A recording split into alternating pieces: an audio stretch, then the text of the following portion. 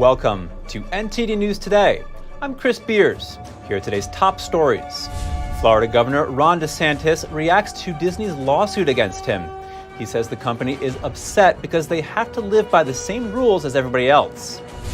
District Attorney Alvin Bragg's office is seeking limits on what former President Donald Trump can share about the case against him. We have the details. Ensuring safe air travel over the U.S. The FAA this week asking Congress to approve Biden's proposed multi-billion-dollar budget. One lawmaker says he's pessimistic Congress will make any progress. Iran seizes an oil tanker headed to Texas. The U.S. Navy says Iran continues to disrupt maritime transit in the Middle East.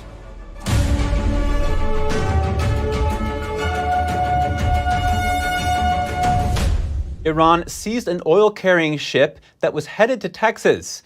The U.S. Navy reported the ship was in the Gulf of Oman after leaving Kuwait. The vessel did not.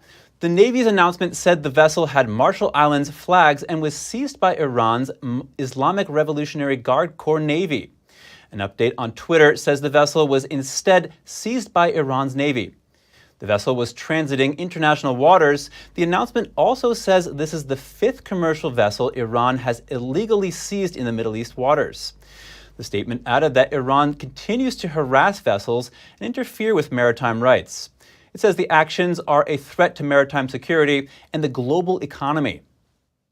Florida Governor Ron DeSantis is speaking out on Disney's lawsuit against him. He described it as a political move that lacks merit. NTD's Daniel Monahan brings us more. The lawsuit by Disney is the latest move in a long-running dispute. The conflict centers around DeSantis' efforts to revoke the company's special legal and economic privileges. Giving companies their own governments, that is not what a free market is all about, last I checked. The company had near total operational autonomy in the district where Disney World is located. DeSantis says companies like Universal and SeaWorld have been treated much differently. And so they're upset because they're actually having to live by the same rules as everybody else. The Florida governor says they don't want to pay the same taxes or have proper oversight. But DeSantis says every other Floridian is subject to that type of oversight. Disney sued DeSantis on April 26th. It accuses his administration of, quote, weaponizing its power to inflict political punishment on the company. Disney says that is due to its opposition to the Florida governor's parental rights in education legislation. The law banned instruction of gender identity and sexual orientation in public schools for kindergarten through third grade. And I will say a lot of Floridians were upset, particularly parents, that they really went so headstrong into trying to get the sexualization of the curriculum into the elementary schools. The day DeSantis signed the bill, Disney issued a statement saying it was the company's objective to have it repealed. Disney says DeSantis is using the state government to punish a company for voicing an opinion that should be protected by free speech rights. Columbia University's Robert Cohen says DeSantis' criticism of the Democratic Party's extreme liberalism is very important to him. It's turned into, for the moment, a two-candidate race here, and there's DeSantis on the sideline, basically having a fight with Mickey Mouse. Meanwhile, Republican presidential candidate Nikki Haley waded into the conflict, inviting Disney to move its operations to South Carolina, where she was once governor. Daniel Monahan, NTD News. Prosecutors from District Attorney Alvin Bragg's office want restrictions placed on former President Donald Trump. They say Trump should be forbidden from sharing evidence produced during his criminal case with the media and the public. Prosecutors asked a New York judge to enter a protective order. The move would limit what materials Trump could view and where he could view them. The order would also make clear that the discovery materials could not be shared with reporters or posted on social media platforms. Prosecutors have said they expect to start handing discovery materials to defense lawyers after the order is entered. The parties have been unable to agree on all aspects of an order. Trump's lawyers say they plan on lodging a response to the new filing next week. Tucker Carlson breaks his silence. He delivered a monologue from his Twitter account yesterday. Carlson was taking a few days off after his split from Fox. Here's what he had to say. The undeniably big topics, the ones that will define our future, get virtually no discussion at all. War, civil liberties, emerging science, demographic change, corporate power, natural resources. When was the last time you heard a legitimate debate about any of those issues? It's been a long time. Both political parties and their donors have reached consensus on what benefits them, and they actively collude to shut down any conversation about it. When honest people say what's true, calmly and without embarrassment, they become powerful. At the same time, the liars who've been trying to silence them shrink, and they become weaker. That's the iron law of the universe. True things prevail. Carlson says meaningful debate is not permitted in American media, and that he feels like the U.S. is starting to look like a one-party state. He ended his monologue by asking, "Where can you still find Americans saying true things?" Twitter owner Elon Musk suggested Carlson take advantage of Twitter's new monetization features earlier this week. Musk says Twitter's subscription service allows content creators to prosper while not applying censorship that goes beyond the law. Fox News' ratings plummeted this week in Tucker Carlson's former time slot. According to Nielsen, Carlson used to generate over 3 million viewers per night. But in the 8 p.m. hour on Monday, the new Fox News Tonight drew only 2.6 million viewers, 20% less than before. Tuesday's ratings came in even lower at half the original figure. Meanwhile, Fox Corporation shares have tumbled 3.75% in the last 5 days. Air traffic control towers across the country are severely understaffed, causing problems for air travel. Now the FAA is asking lawmakers to approve President Biden's proposed funding to guarantee safe flying conditions. Here are the highlights of this week's budget hearing. Safety is not free. Acting FAA Administrator Billy Nolan on Wednesday reminded lawmakers of 10 dangerous situations that occurred in U.S. airspace so far this year. The recent close calls remind us that safety requires continuous, predictable, and robust funding. He went on to say the FAA needs the funding laid out by President Biden in his budget proposal for fiscal year 2024. Biden requests nearly $20 billion to operate and enhance the airspace system. The FAA is straining to meet increased demand for air travel. It comes at a time when its air traffic control towers nationwide are already understaffed, some more than others. Senator Ted Cruz wrote in a letter to DOT Secretary Pete Buttigieg that the Air Traffic Control Center in New York is only at 54%, far below the national average of 81%. This takes its toll on what's supposed to be planned and organized air travel. During some of the more frustrating times, I had someone say, I don't feel like I'm buying a ticket, I feel like I'm buying a chance. The congressman pointed out that cancellations and delays have already been rising, and now air travel is projected to further increase. Nolan agrees, saying without rapid funding for more personnel and other improvements, the public will likely face more disruptions. We expect air traffic will meet or exceed pre-pandemic levels this year, and we don't see that slowing down. Republican Steve Womack said he's pessimistic about this committee's ability to get responsible legislation across the floor of the House and the Senate signed into law, and certainly by October 1st. Combined with Biden's proposed $20 billion proposal, the FAA would receive another $5 billion in advance annual appropriations. This brings the FAA's total funding request to nearly $25 billion. Talk show host Jerry Springer died today at the age of 79. Springer's publicist confirmed the news this morning. The controversial host is best known for his raucous TV talk show, The Jerry Springer Show. It came out in 1991 and ran for 27 years. At its peak, its rating beat those of The Oprah Winfrey Show, but it was considered a symbol of lowbrow TV featuring bickering, profanity, and dysfunctional families. Springer called it escapist entertainment, while others argued the show led to a decline in American social values. Springer served as mayor of Cincinnati from 1977 to 78. When we come back, sales of UltraRight Beer have been skyrocketing. The company launched less than 2 weeks ago and is expected to hit $1 million in sales. And along the West Coast, officials are gearing up for the wildfire season. Hoping to mitigate risks, we have that and more just after the break.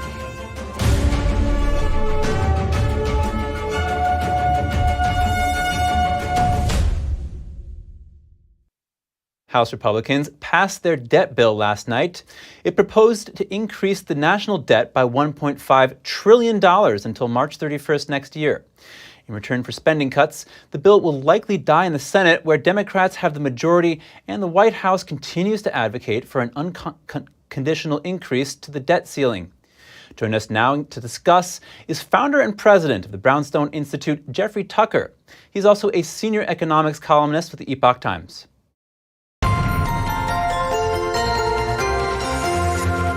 Jeffrey Tucker, thank you for joining us. Such a pleasure. Thank you. Yep. So do you think there's a need to increase the national debt ceiling, and or do you think there's another way forward? No, there's no need. We could balance the budget today, starting by eliminating the agencies that everybody hates and everybody recognizes are not necessary. The performance of the NIH and the CDC, the FDA, and the Department of Agriculture, Department of Education over the last 3 years has been a disaster. We need cuts in all those things, and not just cuts, but eliminations to get back to constitutional style government. We could do that. The other thing, if the government needed to raise revenue to cover its debts, they own so many assets and so much land, especially in the West. There's no reason for all this. If we had the political will out there, and one would hope that the Republicans would be the ones to impose it, we could balance the budget tomorrow. But they're not doing that. Instead, they're just accumulating ever more debt, which is a genuine threat to taxpayers, because that debt has to be serviced by you and me. And it's in real time right now, plus leaving that debt to our children and our grandchildren at a very time when the dollar is under fire internationally. This would be a great time to balance the budget. The Republicans have the perfect excuse right now. If they bothered to educate the electorate about it, we could issue a balanced budget today with no debt increase. So if passed, how would this bill affect inflation in the country? Well, so here's the problem. Every time the government spends more than it's taking in, it increases the liabilities for the Federal Reserve, which is ultimately called upon to what's called monetize this debt by buying the assets with newly printed money. Now, we live in times when the Fed's trying to unravel its balance sheet as fast as possible, which is leading to a falling money supply, and raising interest rates as a way of containing inflation. So increasing the debt, long term actually puts more liabilities on the Federal Reserve and raises the risk of greater inflation in the future. Do you see a scenario in the future where the national debt actually goes down instead of up? And what would it take to get to that state? Well, possibly.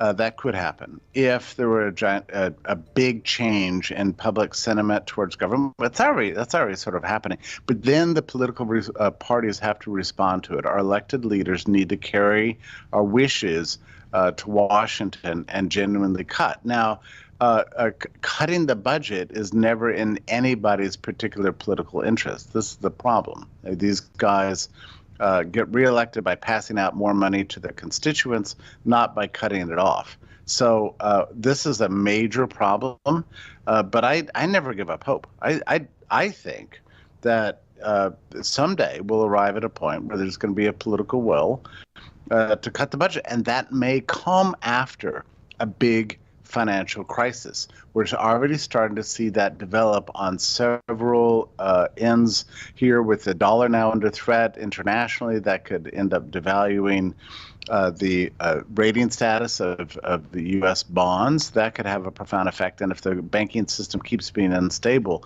and we keep picking off these regional banks one by one, we could eventually see a financial crisis develop. Under those conditions, we might have to cut the budget just for the sake of the survival of the nation and the dollar itself. If that time comes, yeah, we'll see big cuts. Regardless, these profligate ways of Washington just don't really have a future. Something's got to change. Jeffrey Tucker, senior economics columnist for the Epoch Times and president of the Brownstone Institute, thank you for your time. Such a pleasure. Thank you. A product called Conservative Dad's UltraRight Beer is expected to surpass $1 million in sales since launching in mid-April. The company took off following the backlash and boycott of Bud Light. The $1 million mark is fast approaching after only being in business for less than 2 weeks. Retail sales of Bud Light have crashed as people boycott the beverage, following the brand's partnership with transgender activist Dylan Mulvaney. UltraRight CEO Seth Weathers told Fox Business his company is more than a beer company. It's a movement of people who are speaking up and saying no. The company promotes its beer as being made with only 4 ingredients, 110 calories, and, quote, 100% woke-free. Moving on now, the Biden administration is challenging Tennessee's new law banning cross-sex drugs and procedures for children. The Department of Justice filed a lawsuit yesterday. The DOJ asked the court to issue an immediate order to stop the bill from going into effect on July 1st. The law bans health providers from performing cross-sex medical procedures on minors. It also bans them from prescribing hormone treatments and puberty blockers for gender transitioning. Lawmakers have argued that the law is needed to protect the health and welfare of children. They say cross-sex procedures could lead to children becoming sterile or worsen mental health issues. The DOJ argues that the law violates the 14th Amendment's Equal Protection Clause. North Dakota also has a stricter law now. The state will now only let people use bathrooms, lockers, and showers that correspond to their sex at birth. The restriction applies to dorms at state-run colleges and universities, prisons and correctional facilities for youth and adults. Those who wish to use other bathrooms and showers, including people identifying as transgender or gender nonconforming, will need to get permission from the facility. The bill overwhelmingly passed the state legislature with majorities large enough to overcome a governor's veto. North Dakota becomes the 8th state to have this kind of law. A week ago, the state also passed a law that makes it a crime to conduct cross-sex procedures or prescribe puberty blockers for minors. The Biden administration continues to face scrutiny over the crisis at the southern border. Witnesses spoke out on the exploitation of unaccompanied children at a House hearing yesterday. Here's the summary. Tara Rodas is a whistleblower from the Health and Human Services Department. She testified at Wednesday's hearing that she discovered the abuse when volunteering at an emergency intake site in California. I thought I was going to help place children in loving homes. Instead, I discovered that children are being trafficked through a sophisticated network that begins with recruiting in home country, smuggling to the U.S. border, and ends when ORR delivers a child to a sponsor. Some sponsors are criminals and traffickers and members of transnational criminal organizations. Some sponsors view children as commodities and assets to be used for earning income. This is why we are witnessing an explosion of labor trafficking. Rodas says the children end up in the hands of human traffickers because the vetting process for sponsors is practically non-existent. She also noted that over 85,000 follow-up calls for these children went unanswered since the start of the Biden administration. So the administration is we're engaged in creating slavery. We are trafficking slaves to this country. Absolutely. There is no doubt we have created a pull, and because this criminal element tragically views children as a commodity, they see us as the middleman because we're paying the flight directly to the end user, the trafficker. Sheena Rodriguez, founder and president of Alliance for a Safe Texas, testified she's met children like these in Texas.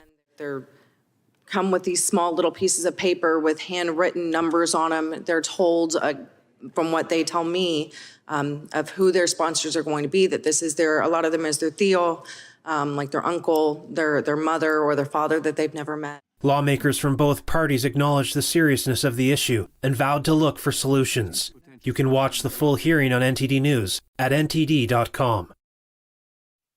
The battle against wildfires is ramping up on the West Coast. As summer approaches, officials are racing to minimize fire risk.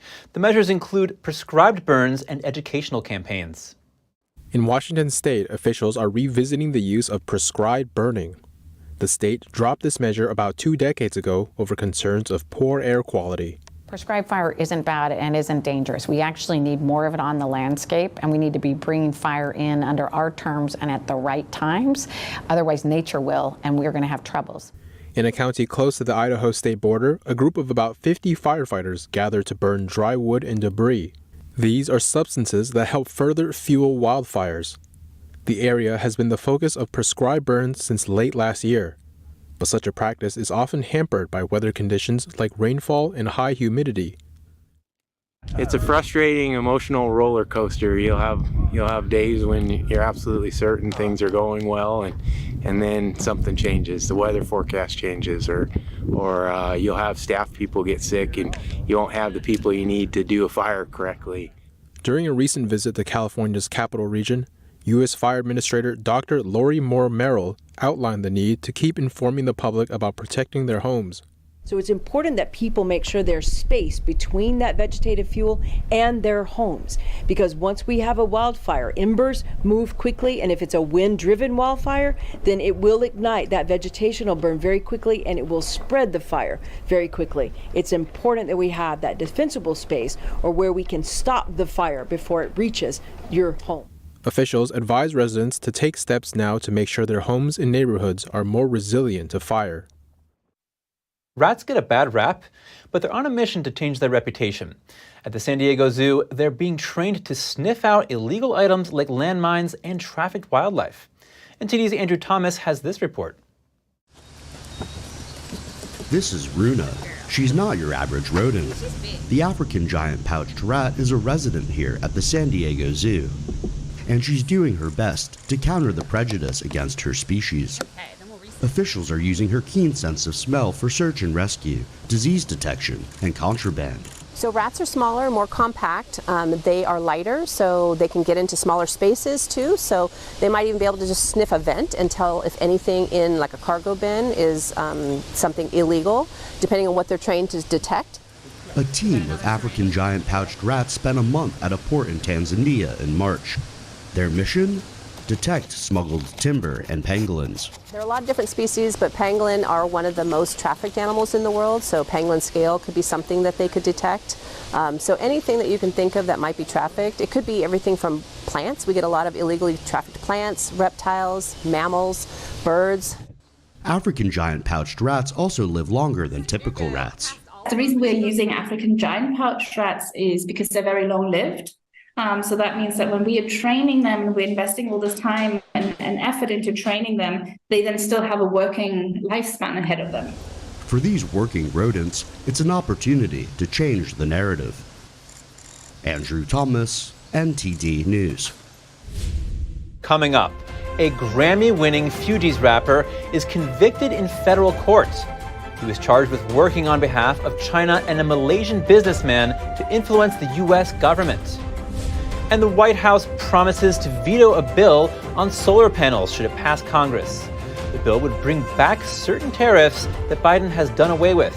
We'll have the details soon when we return.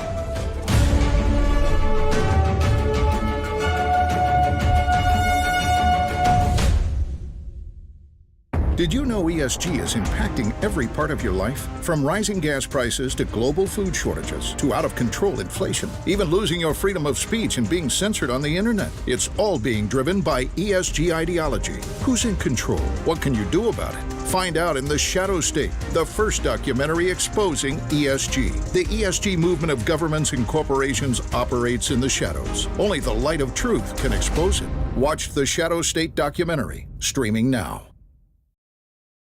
Have you ever considered getting a walk-in tub? Well, look no further. Safe Step's best offer just got better. When you purchase your brand new Safe Step walk-in tub, you'll receive a free shower package. Yes, a free shower package. And if you call today, you'll also receive $1,600 off. Call now to receive a free shower package plus $1,600 off with the purchase of your brand new Safe Step walk-in tub.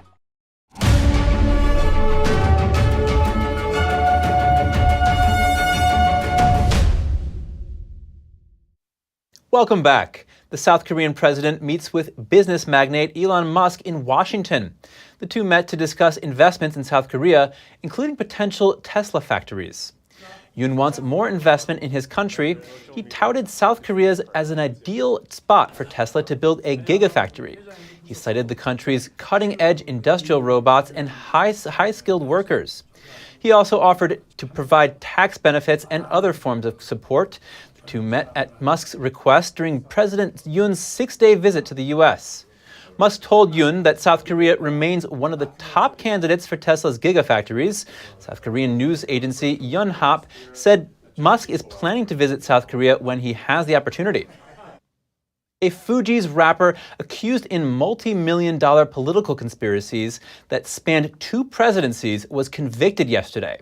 The trial included testimony ranging from actor Leonardo DiCaprio to former U.S. Attorney General Jeff Sessions. NTD Daniel Monahan has the details.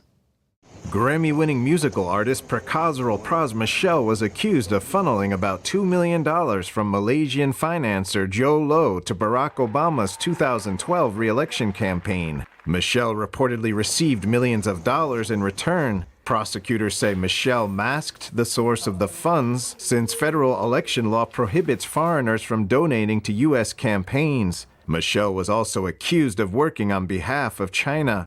Prosecutors say he tried to lobby the U.S. government to send Chinese billionaire and dissident Guo Wengui back to China. A jury found him guilty of all 10 counts, including conspiracy and acting as an unregistered agent of a foreign government. The defense argued Michelle simply wanted to make money. They claim he got bad legal advice as he reinvented himself in the world of politics. Michelle says Low wanted a picture with Obama in 2012 and was willing to pay millions of dollars to get it. Michelle agreed to help and says he used some of the money he got to pay for friends to attend fundraising events. Joe Low is now an international fugitive. He is wanted for a scheme that allegedly pilfered billions from the Malaysian state investment fund known as 1MDB. Daniel Monahan, NTD News.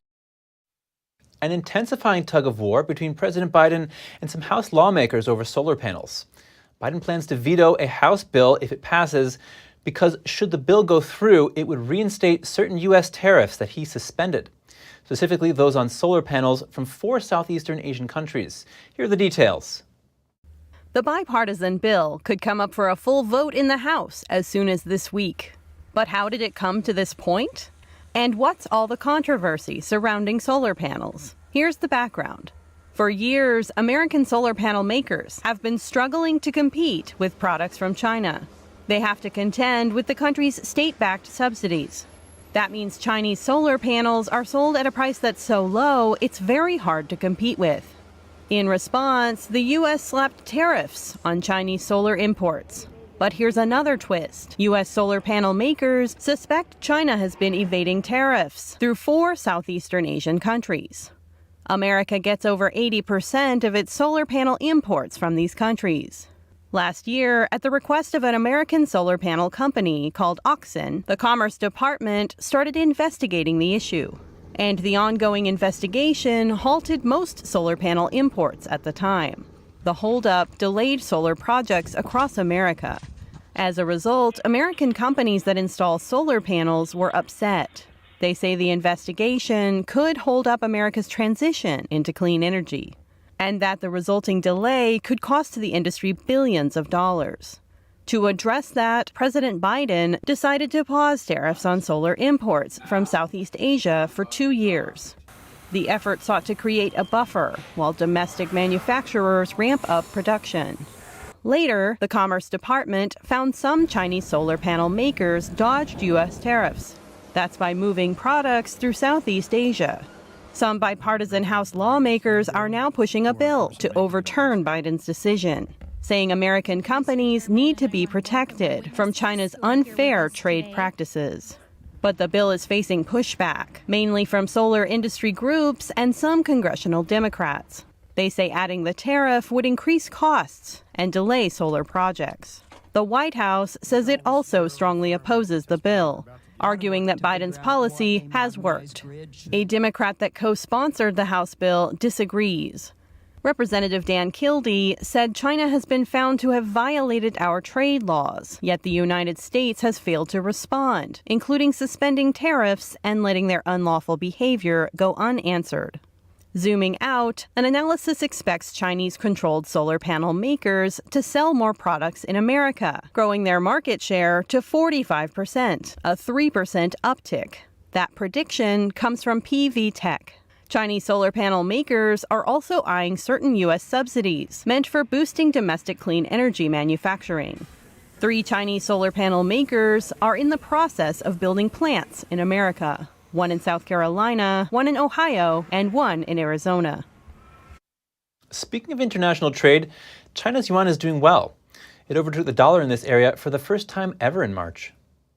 A new currency is rising on the global stage. For the first time, the Chinese yuan overtook the U.S. dollar for trade in March between China and neighboring countries. Based on data from the State Administration of Foreign Exchange, cross-border payments and receipts in yuan rose to a record $550 billion in March, from $434 billion a month earlier. Other calculations show the yuan was used in over 48% of all cross-border transactions. That's up from nearly zero in the year 2010. On the other hand, the U.S. dollar clocked in at close to 47%, dropping from 83% in 2010. The currency's boost reflects long-time efforts by Beijing to internationalize the currency. But worth noting, the numbers come from mainland China and Hong Kong's capital markets. They don't represent transactions used by the rest of the world. Its use in global trade remains low, though it has shown steady increases. According to banking system SWIFT, the yuan's share in global payments saw little change at just over 2% in March. SWIFT data showed that the yuan's share of global currency transactions for trade finance rose to 4.5% in March. While the yuan is doing well, the Chinese official set to attend the coronation of King Charles in the UK next month is raising eyebrows. He was a key player in the crackdown on pro-democracy protests in Hong Kong. Politico says Han Zheng, the recently appointed deputy to Chinese leader Xi Jinping, is expected to represent China at the celebrations on the 6th of May. His presence will likely anger the conservative members of parliament who are critical of the Chinese regime and fear that Prime Minister Rishi Sunak is too friendly towards Beijing. In 2019, Han proposed an extradition bill that could have potentially allowed Hong Kong suspects to be sent to China for trial. The bill triggered widespread pro-democracy protests lasting 13 weeks. It was withdrawn, but China imposed a national security law in 2020, making it easier to prosecute protesters. And if you have any news tips or feedback for the show, don't hesitate to email us at news.today@ntd.com. Coming up, Poland finds something being called a military object in a forest. The object is sparking worries that the Ukraine war is creeping over the border again. And in Russia, KFC locations reopen under a new name after KFC's parent company finalizes its exit from the country. More shortly here on NTD News Today.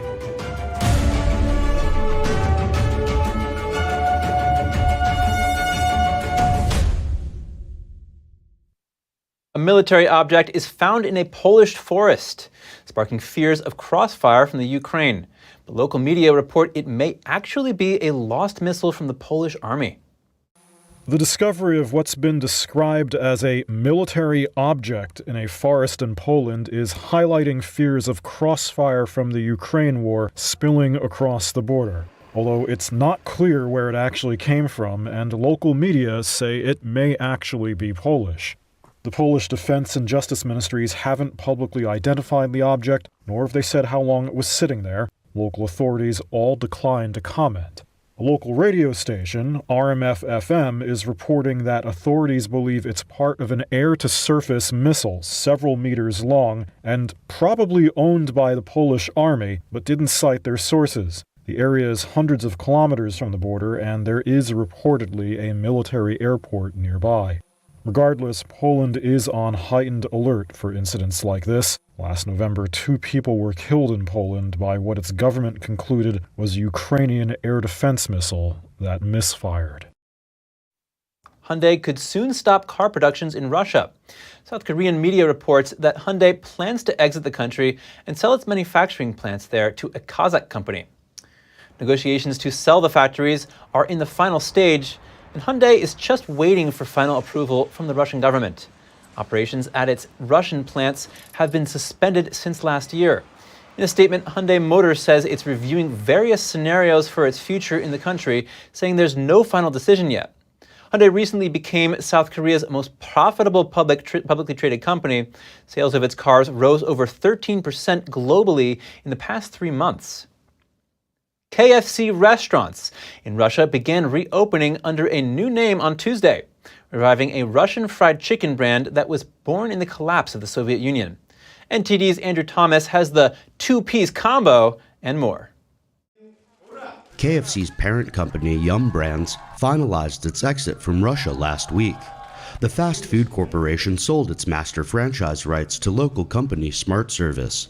The deal included all its Russian KFC restaurants. Literally within the next few days, we plan to open 25 restaurants in Moscow, 15 restaurants in the Khanty-Mansiysk autonomous region, and then we will open all of our remaining 26 restaurants in the Moscow region throughout May. These locations are set to reopen under the name Rostix. Rostix was originally launched in 1993 while Russia was transitioning from communism to capitalism, and the restaurant chain became KFC's vehicle for expansion in Russia. In total, there are now more or less 1,250 KFC restaurants in the country, because something opens or closes all the time, but the number is in this range. KFC partnered with Rostix in 2005 before later buying it out. Now Smart Service is building up the brand again. The remaining restaurants are owned by independent partners who are franchise members. You said the Rostix network. This is not entirely correct because now the overwhelming majority of the network is KFC. Our task is to encourage our partners to move over to Rostix. The revamp mirrors that of former McDonald's restaurants.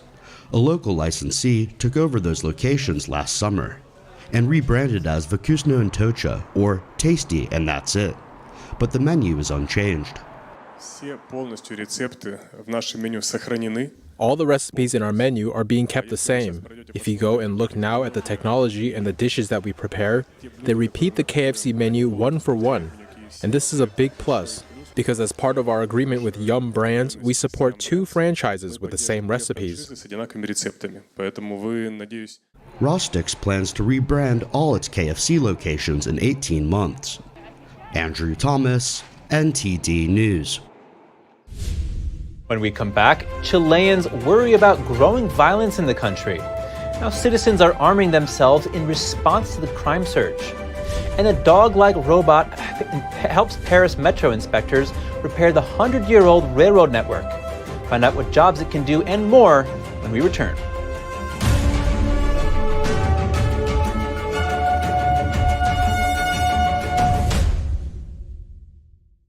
Henry Repeating Arms manufactures a line of classic American-made rifles and shotguns.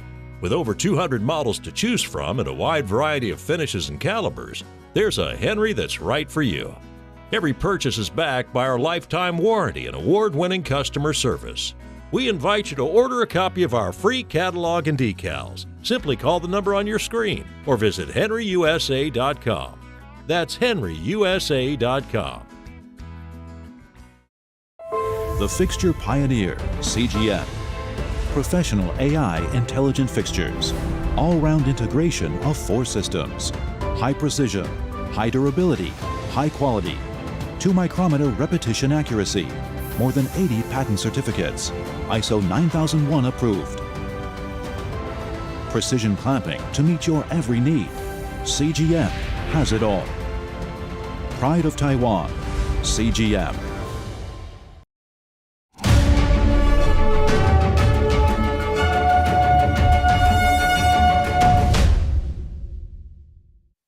Welcome back. Chileans are worried about growing violence in the country. Many feel that the authorities aren't doing enough to stop it. NTD's Andrew Thomas has more on violent crime in the South American nation. Javiera Castillo's pickup truck was stolen at gunpoint outside her Santiago home last June. Since then, she and her partner have been learning to shoot a pistol. That way, they can protect themselves if it happens again. Here, we are taught to use guns, also theory. As we have been taking classes and training, we have improved our aim, handling, how to hold it. We are losing some of that fear. Before I was terrified. When the robbery happened, they aimed at us. We didn't want to leave the house. According to government data, homicides jumped by nearly a third in 2022. Aggravated robberies were up 63%. Kidnappings rose 77%, the highest number on record. Statistically, car theft has significantly increased in Chile. Blocking a driver's path and going to victims' homes nowadays are regrettably exclusive to Chile. Authorities say an influx of guns and organized crime have contributed to the surge. This has led citizens and businesses to arm themselves. Chileans don't want violence. In spite of such a majority and unanimous position in Chile, the truth is that the data shows that recently, violent crime has increased year by year. According to the Ministry of Defense, the number of new gun registrations has reached its highest level since 2009. There has also been a growing demand for armored vehicles. From 2020 to 2023, we have grown fast. We started with few vehicles in the beginning, and the rise in violence has progressively increased the amount of fire in the streets in Chile. It's difficult to think this will end soon. Therefore, our clients look for ways to protect themselves, their families, or their workers. A March Ipsos poll of 29 countries showed Chileans tied with South Africans as the most worried about crime. Chile spent the previous 6 months at the top. Andrew Thomas, NTD News. Germany is rolling out a cheap nationwide public transport ticket.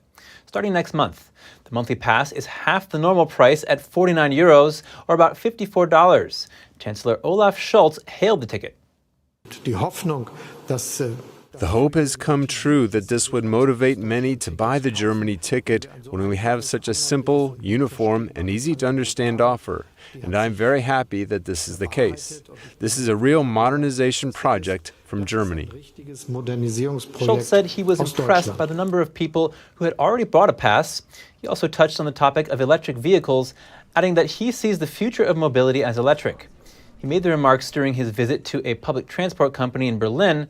The company is now running more than 200 electric buses. Scholz tried out the e-bus driving performance himself and was pleased with his first driving lesson. Millions of Parisians take the metro every day to get where they need to go. But the aging railroad network is causing some headaches. Fortunately, a new robo-canine is helping out. NTD's Andrew Thomas has more. Boston Dynamics' dog-like robot has a new job. It's helping Paris metro inspectors repair the 100-year-old regional railroad network. Well, it's fun. It reminds you of a big toy, but it's important that people don't see it as a toy, but as a work tool. It has to be a work tool in the same way as a flashlight, which allows us to see in a tunnel that isn't lit. Inspectors have given it a French name, Percival. Weighing around 90 pounds and at 3 feet tall, the robot is able to inspect hard-to-reach, hazardous areas. So there are work sites where you can't go into at all. Then there are work sites where we go into, but it's difficult and complicated and dangerous for the worker. And so we use this robot to be our eyes. Suddenly we will be able to send it far into the field and it will go and check. The Paris public transport operator bought the robot for around $110,000. They've identified almost 100 civil works for Percival to inspect, including 8 miles of cramped tunnels. The metro network in Paris transports 16 million people daily. Before Percival, either we didn't go into the risky tunnels or we were going, but putting the workers' health at risk. So thanks to Percival, we can go. The operator plans to add an autonomous laser scanning module to perform surveys underground. Andrew Thomas, NTD News. New York fire and police departments showed off new technology designed to save lives. Officials demonstrated the fire department's robotic dog, which can hear victims and send information back to emergency responders. The robot dog can walk, sit, and stand up by itself when it gets knocked over.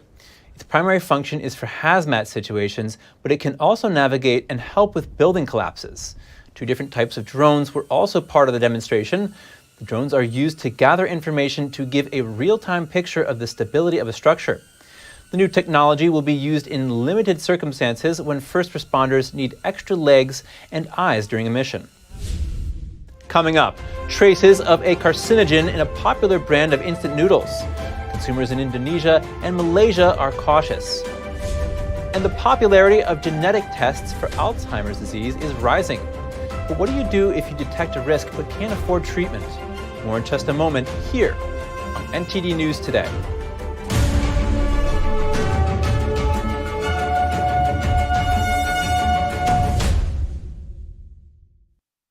One of the world's biggest instant noodle brands may contain carcinogens.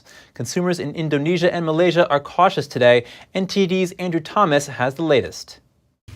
The Taipei Health Department has bad news about Indomie, a popular Indonesian instant noodle brand. On Monday, the department said it had detected traces of a carcinogen, ethylene oxide, in the special chicken flavor. It's actually terrifying, and I hope the reports aren't true, because many Indonesians are Indomie lovers, so I hope it isn't true. Malaysia on Wednesday ordered checks on the product at all points of entry and asked the brand to recall it. It's dangerous because it is a staple food, easy to eat, especially for students, and cheap. So basically, we're playing Russian roulette with our food. We don't know which one have carcinogenic substances. If we intake carcinogenic substances, our body will produce some sort of symptoms, but we will keep on eating, so there is a direct effect. Meanwhile, Indonesia's food regulator on Thursday said the variety was safe for consumption. Some consumers say they aren't too worried. I limit my children's consumption of Indomie to once or twice a week, and it's always been like that. In spite of such reports of carcinogen contamination, we will still consume Indomie. Indofood CBP produces the popular ramen. The company has more than 20 production facilities globally, and its noodles are available in more than 100 countries. Andrew Thomas, NTD News. Genetic tests for Alzheimer's are growing ever more popular. But even with new drug treatments, few support services can help people cope with the implications of these genetic tests. Millions of Americans are expected to get tested for Alzheimer's in the coming years. People like Wendy Nelson, who lost her mom to the disease. It comes as a series of new drugs is ushering in sweeping change in how Alzheimer's is treated. But experts warn, while knowledge is power, there could be unexpected consequences. And of course, I had the constant fear that, oh, it's good, I'm next. And I didn't like living that way. Nelson and her 3 adult daughters did at-home tests from 23andMe a few years ago. The 52-year-old biotech executive hoped the kit would reassure her family. That idea backfired.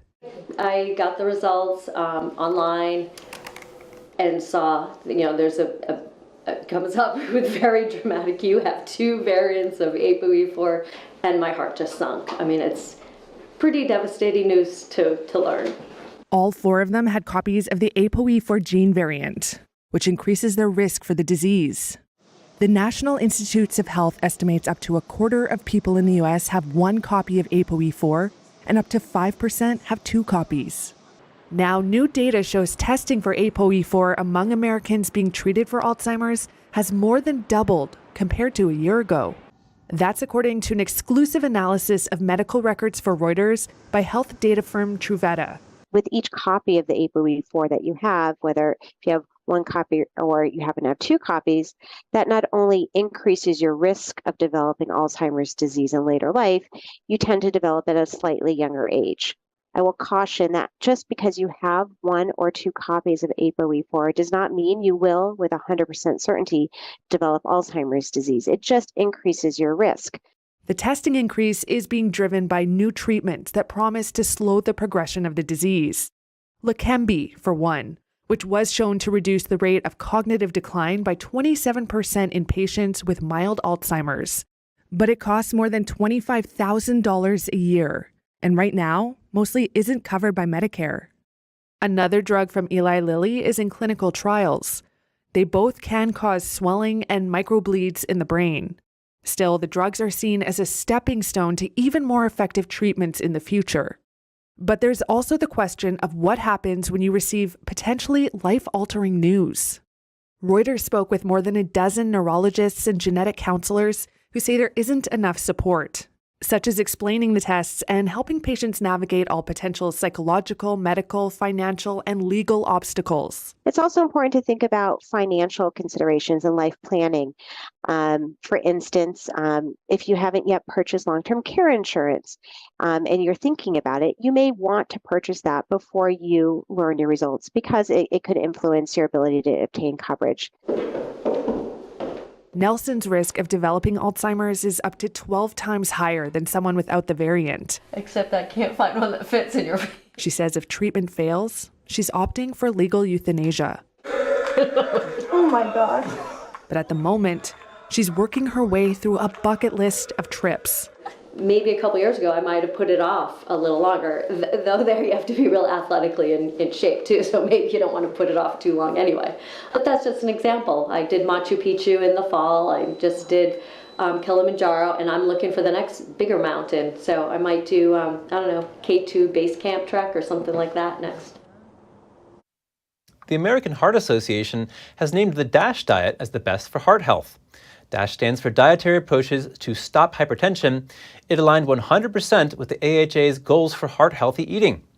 The pescatarian diet, which allows for dairy, eggs, fish, and other seafood, came in second with 92%. And the award-winning Mediterranean diet aligned 89%. It came in third mostly because it recommends a small glass of red wine each day and doesn't limit salt. Meanwhile, very low-carb diets and keto diets were in the bottom tier for heart-healthy eating patterns because they emphasized red meat, saturated fats, and limited fruit and vegetable intake. The American Heart Association made the rankings to help doctors get up to speed with nutrition. Antique horse-drawn carriages are back on the streets of Spain. A city in the south is hosting a traditional spring fair. Despite the heat, revelers put on flamenco dresses and other traditional costumes. They rode around the grounds on horseback and in carriages. The event dates back to a livestock fair in the 19th century. Later, it evolved into an annual social gathering. It's now one of Spain's most iconic festivals, bringing the fashionable traditions back to life. Morning and afternoon are the best times to see and be seen, while the evening is for dancing and revelry. The fair starts 2 weeks after Easter. This year it began last Sunday and ends on Friday. Thank you for tuning in today. If you'd like to share any news tips or feedback for the show, please feel free to email us at news.today@ntd.com. My name is Chris Beers, and you're watching NTD News, New York City.